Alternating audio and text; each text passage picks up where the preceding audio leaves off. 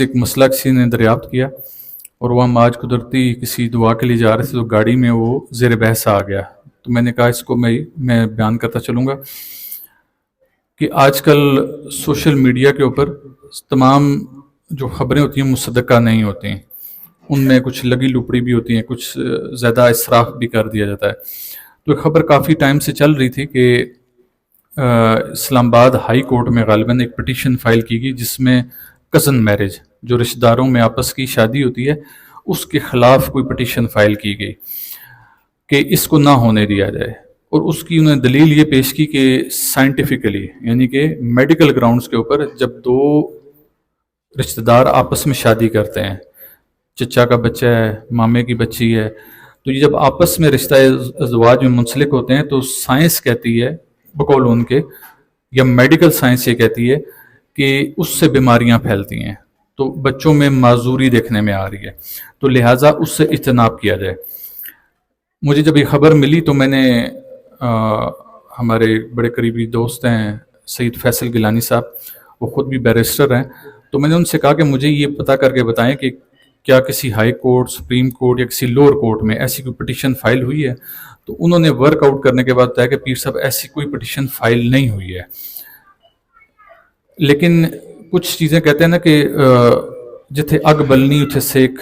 ہونا ہی ہے، تو جب آپ کو کہیں سے دھواں اٹھتا نظر آئے نا تو آپ سمجھیں کہ آگ کہیں جلی ہوئی ضرور ہے، ابھی اس طریقے سے تمازت کے ساتھ نہیں ہے، اس کا مطلب ہے کہیں نہ کہیں یہ بات چل رہی ہے۔ اور ہم نے اکثر ڈاکٹروں کی زبانی سنا بھی کہ جی کزن میرج جو ہے اس کو ایوائڈ کرنا چاہیے۔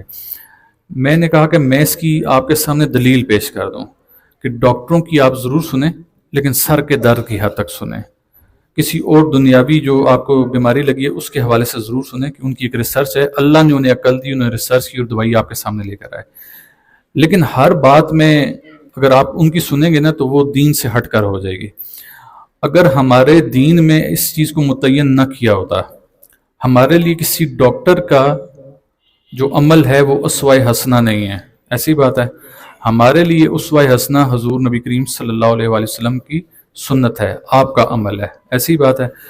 تو اگر اس کزن میرج میں کوئی ایسی قباحت ہوتی، کوئی ایسا معاملہ ہوتا، کچھ سکم ہوتا، تو حضور نبی کریم صلی اللہ علیہ وآلہ وسلم اپنی لخت جگر حضرت فاطمہ الزہرا سلام اللہ علیہ کا رشتہ اپنے چچا زاد بھائی مولا علی سرکار کرم اللہ وجہ الکریم کے ساتھ نہ کرتے۔ تو جو کزن میرج کے خلاف بات کر رہے ہیں نا، وہ سب سے پہلے تو آئیں سامنے اور اپنے آپ کو ثابت کریں کہ آپ حضور سے زیادہ علم رکھتے ہیں، معاذ اللہ، تو پھر ہم آپ کی بات سنیں گے۔ لیکن جب ہم آپ کا موازنہ اور حضور کے علم کا موازنہ کریں گے تو آپ نے فرمایا کہ انا مدینۃ العلم ہے، کہ جتنے علوم ہیں میں ان علوم کا شہر ہوں۔ تو اب جو علم کا شہر ہو اس کے مقابلے میں آج کا کوئی ڈاکٹر اٹھ کے اپنا فلسفہ جھاڑنے کی کوشش کرے تو ہم یہ بات قطعاً نہیں مان سکتے۔ تو اگر ایسا کوئی سکم ہوتا یا کوئی بیماری پنپنے کا خطرہ ہوتا تو حضور نبی کریم صلی اللہ علیہ وسلم کبھی یہ کام نہ کرتے۔ آپ صلی اللہ علیہ وآلہ وسلم نے جو کام کیا وہ امت کی فلاح و بہبود کے لیے کیا، تاکہ میری آنے والی جو امت ہے وہ میرے رستے پر چلے گی تو فلاح پا سکے گی۔ اور جو فلاح پانے کا مطلب ہوتا ہے اس میں یہ ہوتا ہے کہ وہ آپ کو دنیاوی امور بھی سکھائے جاتے ہیں تاکہ دنیاوی زندگی میں آپ نے کیسے چلنا ہے وہ بھی آپ سبق پا جائیں، اور ان عملوں کو کیسے بجا لایا جائے کہ وہ عمل آخرت کی زندگی میں مقبول بھی ہو جائیں۔ لہٰذا حضور نے ہمیں یہ خود کر کے بتایا، لہٰذا ہم نہ تو آج کے کسی ڈاکٹر کو حضور سے علم میں زیادہ مانتے ہیں، نہ ہی حکمت میں زیادہ مانتے ہیں، اور نہ ہی تجربے میں زیادہ مانتے ہیں، اور نہ ہی ہم یہ سمجھتے ہیں کہ اس کی بات کی پیروی کرنے سے ہم آخرت میں فلاح پائیں گے۔ اس شخص نے فلاح دنیا میں پانی اور آخرت میں پانی ہے، اس کے لیے اس نے حضور نبی کریم صلی اللہ علیہ وسلم کی اسوہ حسنہ کے اوپر چلنا ہے۔ اور آپ کا اسوہ حسنہ یہ ہے کہ آپ نے اس خاندانی شادی کو، یعنی کہ جو کزن میرج ہوتی ہے، آپ نے اس کی نفی نہیں فرمائی، بلکہ آپ نے اپنی لخت جگر کا رشتہ دے کر یہ ثابت کیا کہ جو کام میں کروں آنے والی دنیا کو بھی اسی کو فالو کرنا ہے۔